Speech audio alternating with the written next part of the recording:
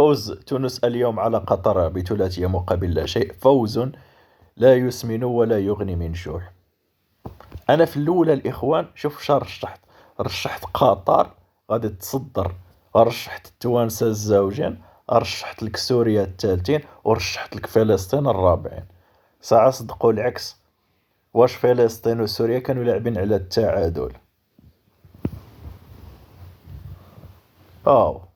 ما يمكنش صاحبي، ما يمكنش.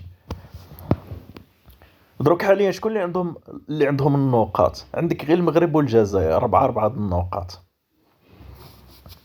انا كنظن الجزائر غادي تتأهل والمغرب غادي تتأهل. بغيت غير نقول للتوانسة، واش اصاحبي نتوما تقصاو في هاد المجموعة؟ واش هاد المجموعة تقصاو فيها؟ صافي، الا بقات تربحك اخويا، تربحك سوريا وتربحك فلسطين، عارف راه علامات الساعة.